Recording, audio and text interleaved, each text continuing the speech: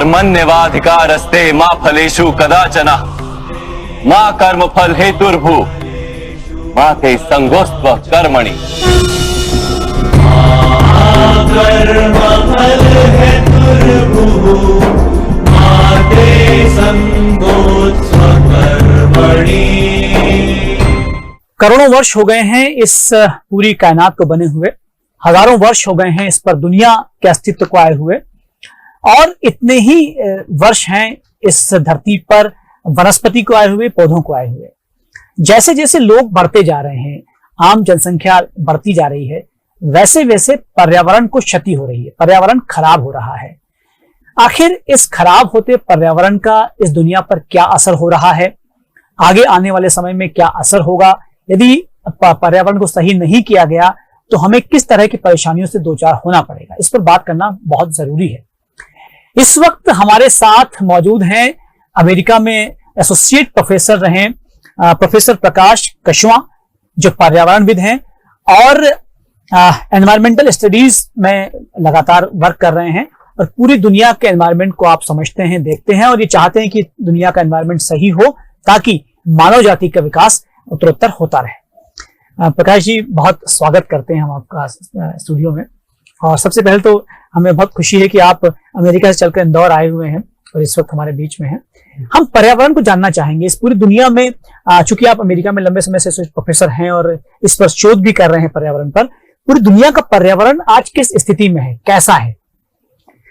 शुक्रिया पंकज जी, आपको यहाँ पे मुझे आमंत्रित करने के लिए और आपके दर्शकों का भी अभिनंदन। आज आप अगर न्यूज जब भी सुनते हैं तो आपको दिखाई देता है कि हर जगह कहीं ना कहीं बाढ़ आ रही है, कोई त्रासदी हो रही है, हीट वेव्स हो रही है, तूफान आ रहे हैं। और ऐसा नहीं है कि ये सब चीजें पहले नहीं होती थी, लेकिन जो वैज्ञानिक शोध दिखाता है कि जो फ्रीक्वेंसी है इन सारे आपदाओं की, वो बढ़ती जा रही है और इंटेंसिटी भी बढ़ती जा रही है। तो हमारे भारत के परिप्रेक्ष्य में अगर देखें तो बारिश जो हो रही है वो सीजन के अलावा हो रही है, थोड़े टाइम के लिए हो रही है, और जब होती है तो बहुत तेजी से होती है, तो फिर बाढ़ आती है। और उसी समय आप देखेंगे कि दूसरे जो इलाके हैं उसके अंदर सूखा पड़ा हुआ है। तो ये जो क्लाइमेट चेंज की बात करते हैं, और पुराने समय से एक ग्लोबल वार्मिंग का एक फ्रेज था, तो कई बार ये थोड़ा कंफ्यूजन होता है लोगों को कि सिर्फ ये गर्मी के बारे में है। पर क्लाइमेट चेंज का मूल जो असर है वो ये है कि पूरी जो धरती की पर्यावरणीय ढांचा है, सिस्टम है, उसमें एक तरीके का विघ्न हो गया, इंटरप्शन हो गया। तो बहुत सारी चीजें जो पहले जैसे हम जिस तरीके से मौसम को समझते थे और उसके अनुसार किसान लोग या मछुआरे लोग या महिलाएं जो अपना काम करती थी, वो अब ऐसा संभव नहीं रह गया है क्योंकि जलवायु परिवर्तन हो रहा है। तो सबसे बड़ी समस्या तो वही है, जलवायु परिवर्तन।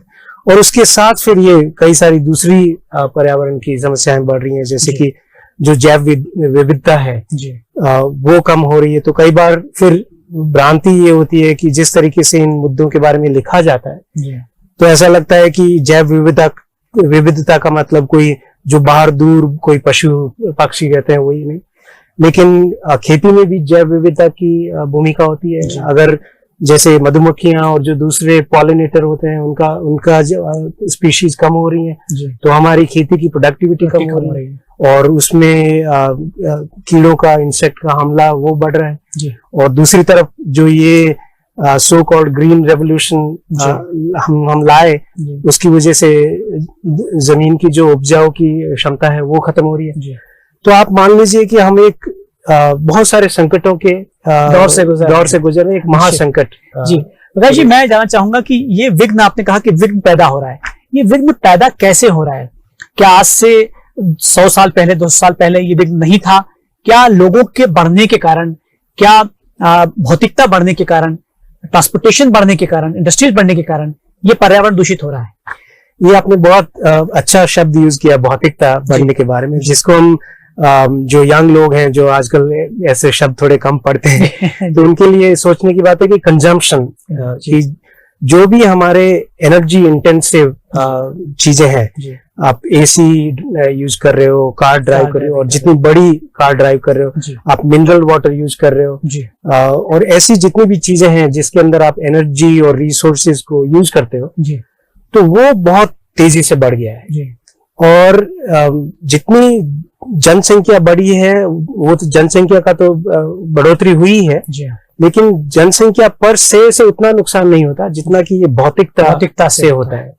कंजम्पशन। तो हाँ, कंजम्पशन। जी और ये बोलना चाहिए कि ये जो हमारी सभ्यता को जिस तरीके से हम समझते आए हैं, जी उसके खिलाफ एक बड़ा चैलेंज है। जी क्योंकि हमारे समाज में क्या होता है कि आप जितना बड़ी गाड़ी चलाओगे, जितना आपका बड़ा घर होगा, जी आपके घर में अगर 10 एसी लगे होंगे, तो ये सब शान की बात है। जी तो ये इसको बदलना पड़ेगा। ये जो हम लोग भौतिकता के साथ अगर इज्जत को और प्रेस्टीज को लिंक करके चलते हैं, जी वो डिस्कनेक्ट करना पड़ेगा, और धीरे धीरे हमको ये करना पड़ेगा कि अरे आप 10 एसी लगा के चल रहे हैं तो ये एक बुरी बात होनी चाहिए, बहुत अच्छी बात। ये कोई अच्छी बात नहीं बिल्कुल। कहना चाहिए। जी जी यानी कि दुनिया जैसे बढ़ती जा रही है, जितना कंजम्पशन बढ़ता जा रहा है और जितने लोग बढ़ते जा रहे हैं, जितनी इंडस्ट्रीज बढ़ती जा रही हैं, वो कहीं ना कहीं उस पर लगाम कसने की आवश्यकता है।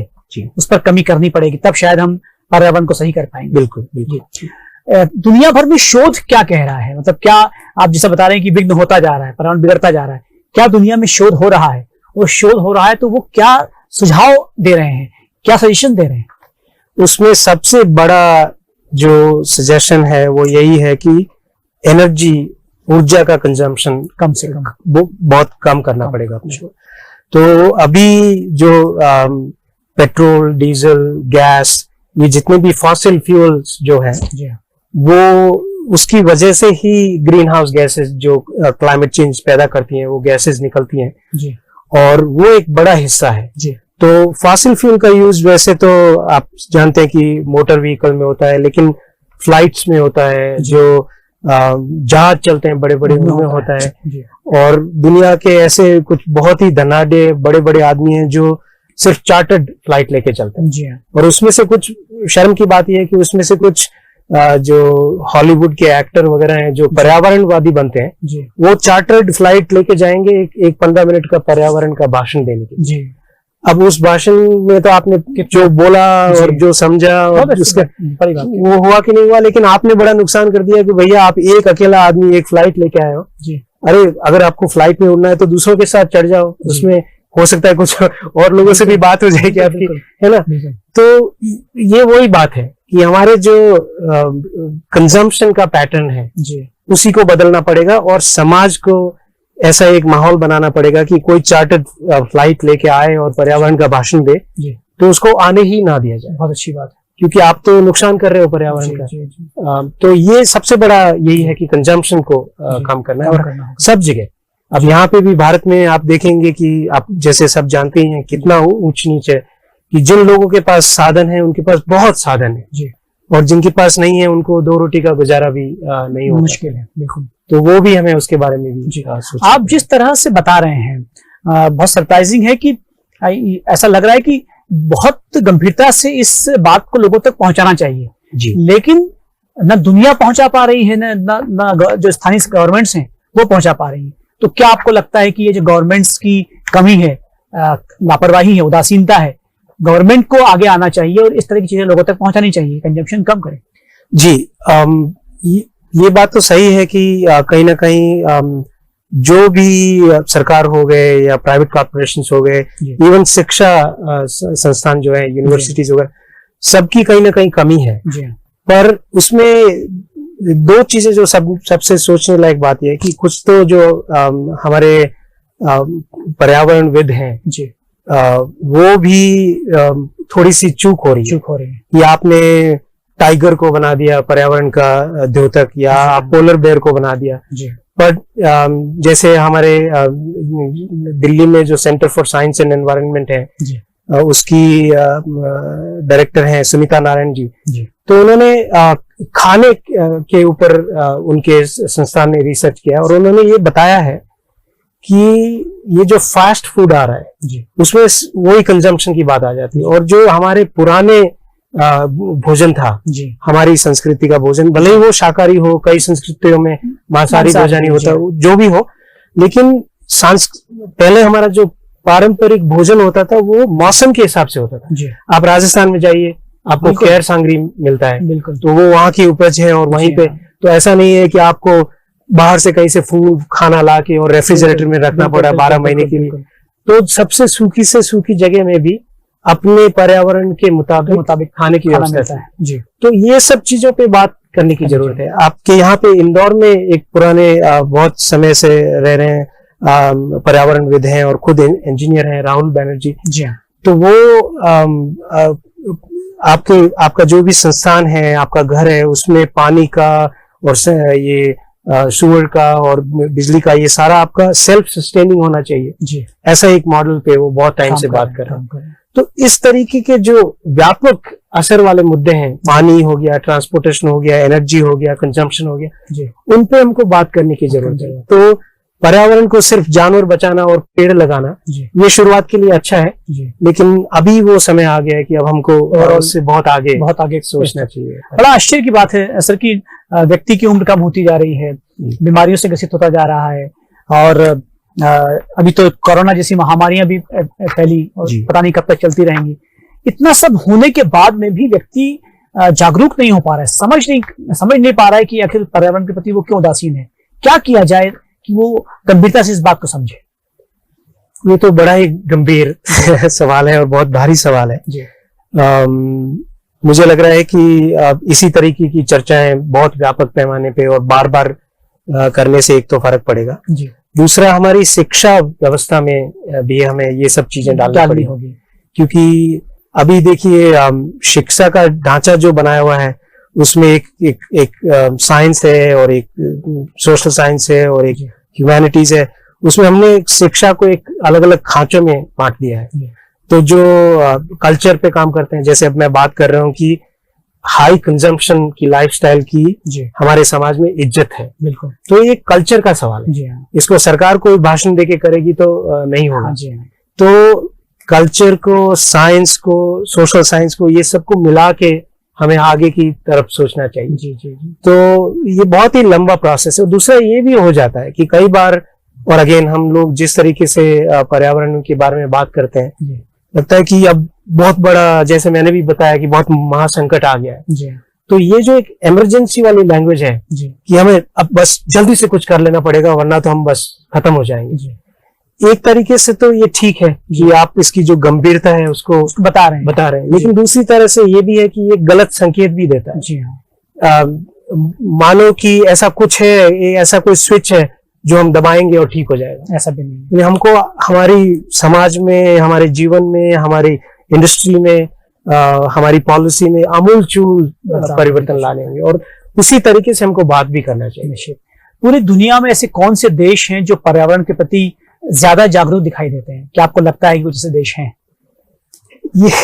ये बहुत ही गूढ़ सवाल है। जितना आसान ये सवाल लगता है उतना है नहीं, और उसका कारण मैं आपको ये बता रहा हूँ कि पारंपरिक रूप से जो विकसित देश हम बोलते हैं, अमेरिका हुआ, कनाडा हुआ, यूरोप के देश हुए, जापान हुआ, ये भौतिकता का जो तेजी से बढ़ोतरी हुई है ये उन्हीं जगहों पे हुई है सबसे ज्यादा। तो वो देश जिनको कई और मामलों में आदर्श के रूप में देखा जाता था, कम से कम मेन स्ट्रीम में, वो पर्यावरण के मामले में एक तरीके से कल्प्रिट है। तो उनको हम नहीं देख सकते। लेकिन वो सबको याद रखते हुए अगर कंपैरेटिव रूप से बात किया जाए तो यूरोप में ज्यादा अच्छा काम हो रहा है बजाय कि अमेरिका या नॉर्थ अमेरिका। लेकिन एक और इस सवाल को सोचने के एक दूसरा तरीका ये है कि हम देशों की बात ना करें और हम समाजों की और समूहों की बात करें। तो भौतिकता का कम जो प्रसार हुआ है वो ऐसी जगहों पे हुआ है जहाँ पे, जैसे आप देखिए कि इंडिजिनस पीपल्स जो बोलते हैं, आदिवासी हमारे यहाँ के हैं, और सिर्फ आदिवासी नहीं, गांव के इलाके में जो छोटे किसान हैं जो वर्षा आधारित खेती करते हैं, तो वो खेती की जो पद्धति होती है पारंपरिक, वो पर्यावरण से लेने के बजाय पर्यावरण को देती भी बहुत कुछ। बिल्कुल। कि जब आप फसल लगाते हैं तो जमीन उपजाऊ होती है, उसमें वो नाइट्रोजन का होता है, वो जो सूर्य का न्यूट्रिशन लेके वो जी। जमीन में कार्बन डाल देती है। जी। तो वो जो भी समाज जिसको हम पारंपरिक रूप से गरीब और गया गुजरा हुआ समझते कहते हैं, जी। हैं, वो देखिए वो रिवाइव भी कर रहा है, वो पर्यावरण की सेवा बहुत टाइम से कर रहे हैं। तो ये थोड़ा, इसीलिए मैंने आपसे कहा कि ये सवाल थोड़ा मुश्किल है जी, जी। कि देश के स्तर पर नहीं बल्कि समाजों और समूहों के स्तर पर स्पेस इसके बारे में सोचना चाहिए। तो क्या आपको लगता है कि शहर के बढ़ने के बजाय गांव का प्रसार होना चाहिए, गांव बढ़ना चाहिए, खेती बढ़ना चाहिए, पारंपरिक खेती बढ़नी चाहिए, बजाय इसके कि हम आधुनिक हो जाएं, बड़ी बड़ी इंडस्ट्री पैदा कर लें, बड़े बड़े जो है वो घराने पैदा कर लें, उसकी बजाय हम गांव पैदा करें?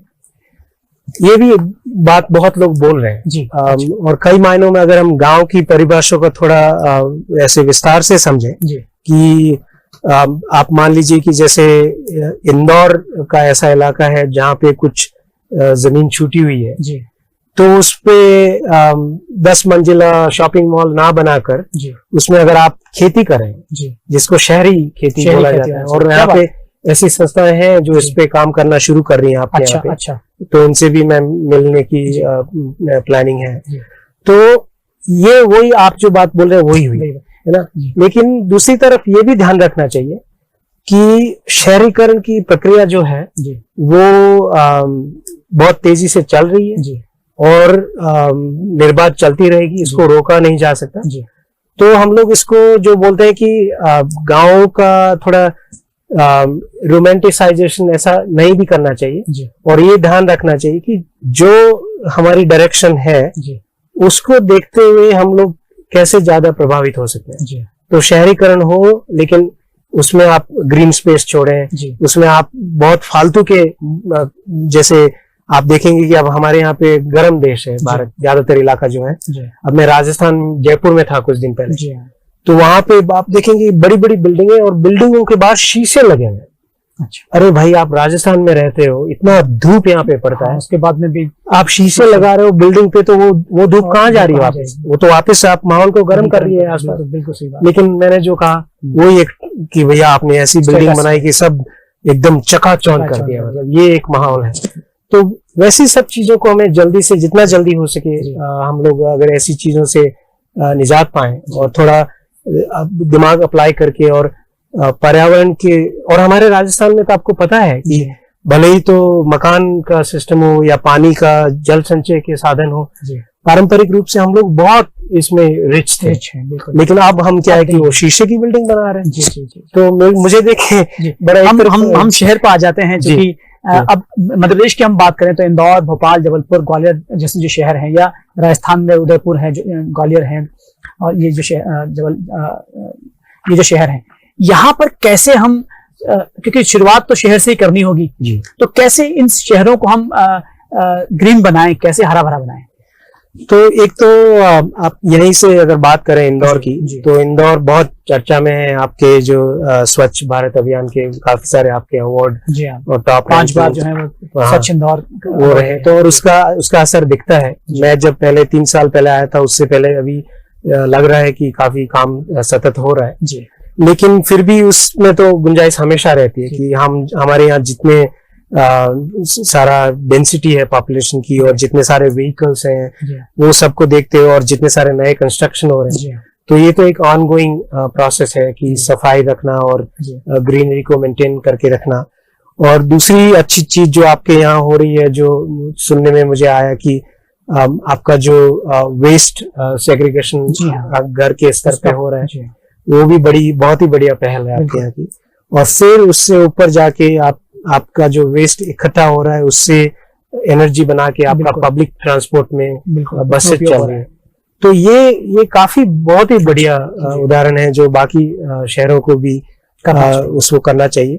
लेकिन अभी भी इसमें जैसे मैं आपका पब्लिक ट्रांसपोर्ट का एग्जांपल दूं, कल मैं एक होनहार यंग इंजीनियर से मिला था, तो उन्होंने बोला कि ये सब ठीक है, लेकिन जब एक प्रकार की सिटी बस से दूसरी प्रकार की सिटी बस में चढ़ते हैं तो आपको अलग अलग पास चाहिए। और उन्होंने बोला अगर सच्ची में एक स्मार्ट काम कर सकते हैं, और उसमें कुछ लगता नहीं, आजकल तो एक ऐप बनती है या एक पास बनता है कि सारे जो पब्लिक ट्रांसपोर्ट के सिस्टम है एक ही पास हो जाए, तो स्टूडेंट्स या जो भी सिटी के अंदर ट्रैवल करते हैं उनको।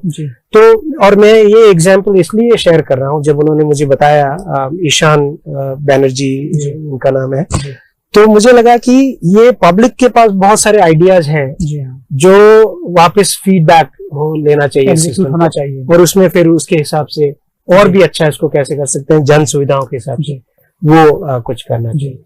प्रकाश जी, एक और मसला है, शहर की अगर हम बात करें, जितने भी शहर हैं दुनिया भर के, उनकी छतें अगर हम बात करें, जो फ्लोर्स होते हैं, टॉप्स होते हैं, वो सब ब्लैंक खाली पड़े हुए हैं।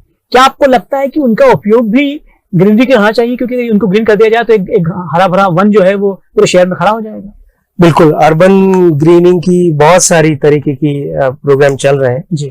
अब वैसे छतों पे ग्रीनरी बढ़ाने का फायदा तो होगा ऑब्वियसली कि खाली पड़ी है उससे अच्छा, लेकिन अगर हम लोग प्रकृति के संतुलन की बात करें जी, तो जितनी जंगल या ग्रीनरी आप जमीन में लगाएंगे जी, उसका तो ऑब्वियसली छत का ग्रीनरी मुकाबला नहीं कर सकते। तो एक तो ये सोचने की बात है। दूसरा ये कि जैसे मैंने बताया राहुल बैनर्जी का एग्जांपल देखिए कि उन्होंने उनके घर पे आप देखेंगे पूरा सोलर लगाया है, और वो अपने घर का पूरा पानी भी जो है जी, वो छत से इकट्ठा करते हैं और पूरे 12 महीने उसको यूज करते हैं, जब खास तौर से पानी की कमी होती है जी।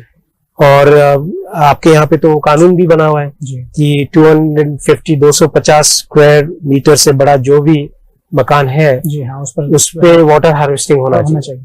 लेकिन सुनने में ऐसा आ रहा है कि पब्लिक में अभी इसके बारे में बहुत अवेयरनेस या एंथुसियाज्म बोलना चाहिए, उसके प्रति उतना उत्साह नहीं है जी। ये करना चाहिए। आप गर्मी के समय में जब आप पानी कम हो जाता है जी, तो आप टैंकर का पानी मंगवाते हो, आप पता नहीं वो पानी कहाँ से आ रहा है, साफ है कि नहीं है।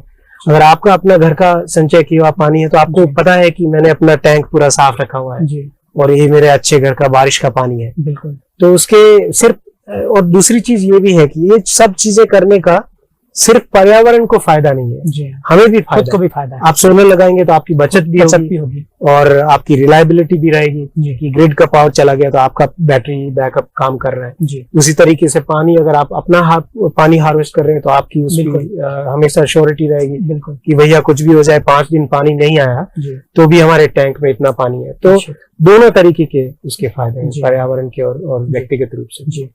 मैं ये जानना चाहूंगा एक बार फिर से कि एक शहरी को या एक आम व्यक्ति को जो शहर में रह रहा है, उसे पर्यावरण बचाने के लिए किन किन बातों का ध्यान रखना चाहिए? वो घर बनाने से लेकर वो ऑफिस जा रहा है, अपने जीवन को आगे बढ़ा रहा है, क्या क्या बातें वो ध्यान रखे ताकि लंबे समय तक वो पर्यावरण को बचा के रख सके? जी, ये भी बहुत ही महत्वपूर्ण सवाल है। ये इसका जवाब देने से पहले मैं एक बात यहाँ पे बता दूं कि जो कई बार खास तौर से बाहर ऐसा देखा गया है कि कुछ जो बड़े कॉर्पोरेशंस होते हैं वो इस तरीके के पर्सनल रिस्पॉन्सिबिलिटी की, आदमी की अपनी व्यक्तिगत रिस्पॉन्सिबिलिटी क्या है उसके कैंपेन में बहुत पैसा लगाते हैं वो लोग, बिल्कुल कॉर्पोरेशंस। और उसमें रिसर्च करके लोगों ने ये दिखाया है कि एक जो उसका उद्देश्य होता है वो ये होता है कि भैया हम जितना व्यक्ति के ऊपर डाल दें उससे हमारी जिम्मेदारी से हम मुक्त हो जाए। क्योंकि देखिए, अगर बड़ी जो ऑयल की कंपनियां हैं, कॉर्पोरेशंस हैं, वो तो ऑयल से और डीजल से और पेट्रोल से बहुत मुनाफा बना रहे हैं, और जो आम आदमी जो पेट्रोल या डीजल यूज कर रहा है वो अपने रोजमर्रा की जिंदगी के लिए कर रहा है। आपको मोटरसाइकिल चलाना है या गाड़ी चलाना है या अपने घर में चूल्हे में खाना है। तो जो कंजम्पशन की बात हो रही है, एक तो जिसको हम बोलते हैं कि, और ये भी जो कॉन्सेप्ट है पूरी दुनिया को, ये हमारे यहाँ से जो सुनीता नारायण और अनिल अग्रवाल जो सेंटर फॉर साइंस और एनवायरनमेंट के फाउंडर थे, उन्होंने दिया कि एक होता है कि लग्जरी कंजम्पशन, कि आपका जो आप उपभोग कर रहे हो वो आप चार्टर्ड फ्लाइट में जा रहे हो, आप बड़ी होटल में बड़ी लाइटों वाले कमरे में और फिर सब लाइटें जला के, और जहां आपको जाओ वहां आपको मिनरल वाटर चाहिए, तो ये सब हो गया लग्जरी कंजम्पशन। आप रेगिस्तान के अंदर वाटर पार्क आपने लगाया हुआ है, तो ये सब हो जाता है लग्जरी कंजम्पशन। लेकिन आप जो अपने रोजमर्रा में स्कूटर चलाते हैं या छोटी कार भी चलाते हैं, तो वो आपका हो गया जो आपकी जरूरत का कंजम्पशन। तो जो कंपनियां हैं वो प्रमोट करती हैं लग्जरी कंजम्पशन को, क्योंकि उसी में उनका बहुत फायदा है ना। कि आप एक आरओ का मशीन बेचते हैं तो ठीक है, आप मशीन में कमाई तो की आपने, लेकिन वो मशीन से फिर आपको एवरीडे कोई कमाई नहीं हो रही। लेकिन अगर आप बॉटल्ड वाटर बेच रहे हैं तो हर बॉटल के ऊपर आपको 8 रुपया, 15 रुपया, 20 रुपया मुनाफा मिल रहा है। तो वो कॉर्पोरेट रिस्पॉन्सिबिलिटी जो है उसको ध्यान में रखना हमेशा बहुत जरूरी है। लेकिन इसको ध्यान में रखते हुए भी हम सब की भी जिम्मेदारियां बनती है। जैसे आपने बताया कि अगर हम घर बना रहे हैं तो जो भी हमारे नॉर्म है अर्बन डेवलपमेंट के, कि आपको इतना जमीन आपके घर के आगे छोड़ना है, ग्रीनरी के लिए छोड़ना है, आपकी कॉलोनी में इतना इलाका रहना चाहिए। या तो उसमें हम लोग ऐसा नहीं करें कि थोड़ा कब्जा करके एक और घर बना लिया पब्लिक जमीन पे। जितना पॉसिबल हो हम लोग कार पूल करें। अगर आपके पास कार है, और स्पेशली अगर आपके पास बड़ी कार है जो मतलब सिर्फ 5-8 किलोमीटर का ही एवरेज देती है मान लो, तो जितनी बड़ी आपकी कार है उतनी बड़ी आपकी रिस्पॉन्सिबिलिटी है। बिल्कुल सही है। तो आप कार पूल कीजिए, मैक्सिमम लोगों को आप सपोर्ट कर सकते हैं। हाँ, और जब पॉसिबल हो तो आप पब्लिक ट्रांसपोर्ट में यूज कीजिए। मिनरल वाटर यूज ना किया जाए। अच्छा, आरओ वाटर आप चाहिए। जहाँ होटल में आप जाते हैं, रेस्टोरेंट पे अगर आप जाते हैं तो हाँ, अच्छा क्वालिटी का आरओ वाटर होना चाहिए। ये नहीं है कि आपकी हेल्थ को कोई कॉम्प्रोमाइज नहीं होना चाहिए। लेकिन बहुत सारे आजकल तो सब जगह आरओ वाटर मिल जाता है। तो आप मिनरल वाटर जो ये पैकेज्ड वाटर है उसको अवॉइड करें। और ऐसी कोई भी चीज जिसको हम कंज्यूम कर रहे हैं शान और शौकत के लिए, उससे जितना आप कम कर सकें बहुत अच्छी। आप वाटर पार्क की बात ले लीजिए। अगर वाटर पार्क बना हुआ है तो आप बच्चों को लेके जाएंगे तो कोई बात नहीं, अच्छी बात है। लेकिन धीरे धीरे ये ऐसी चीजें जो वेस्टफुल कंजम्पशन है वो हम लोग कम करें तो वो सबसे बड़ी सेवा। एक अंतिम सवाल है सर कि जिस तरह से दुनिया बढ़ रही रफ्तार से, जिस ढंग से कंजम्पशन बढ़ रहा है, भौतिकता बढ़ रही है, यदि इसे रोका नहीं गया और पर्यावरण के प्रति लापरवाही बनी रही तो कितनी जल्दी ऐसा समय आएगा जब हम तबाह होने की कगार पर खड़े होंगे? आप देखिए कि जो भारत के बहुत सारे शहरों में जो प्रदूषण का स्तर आज की तारीख में है और पानी जितना नीचा चला गया है और खेती पे जो संकट है, ये सबको अगर हम ध्यान में रखें। कोरोना की बात आपने की, थोड़ा लोगों की मेमोरी से जाता जा रहा है, लेकिन ये भी पर्यावरण के संकट की एक कारण, उसका जड़ है उसी में।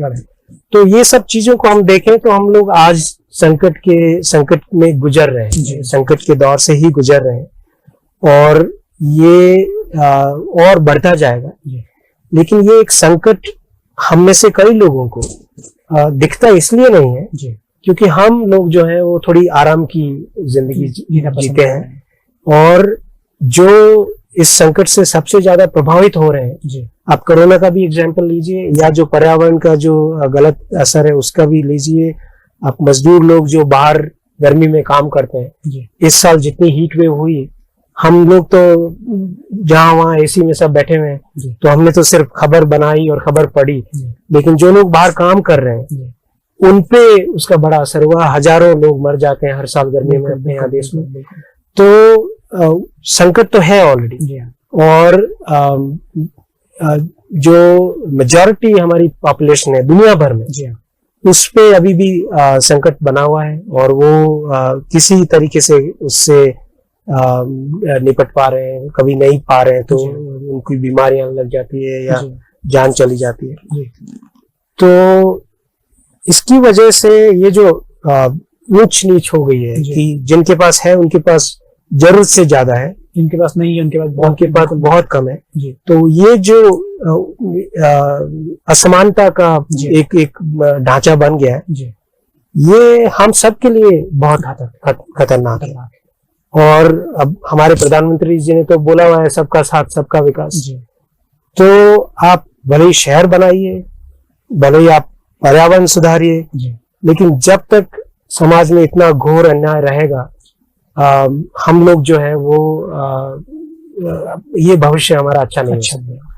तो जैसे बहुत सारे लोग बोलते हैं कि अगर जब तक इनजस्टिस रहेगा, जी, जब तक असमानता रहेगी, तब तक इसी खत्म नहीं हो सकता। तब तक ये प्रॉब्लम्स चलती ही जाएंगी।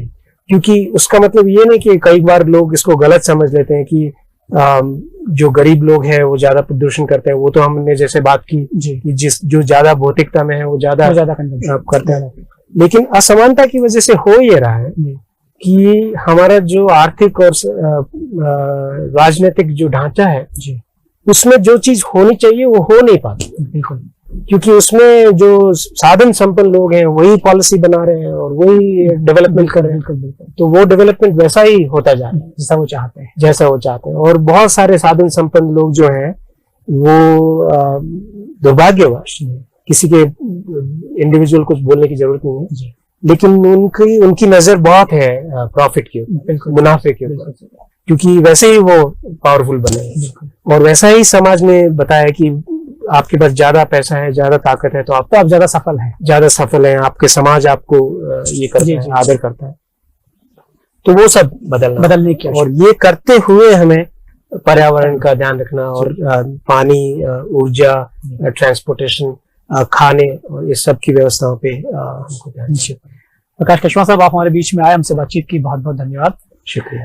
तो जिस तरह से हम आगे बढ़ रहे हैं और जिस तरह से पर्यावरण को हम क्षति पहुंचा रहे हैं, परेशानी पैदा कर रहे हैं, निश्चित रूप से हम अपने लिए ही परेशानी पैदा कर रहे हैं। और कोरोना जैसी महामारियां इसका ताजा उदाहरण है।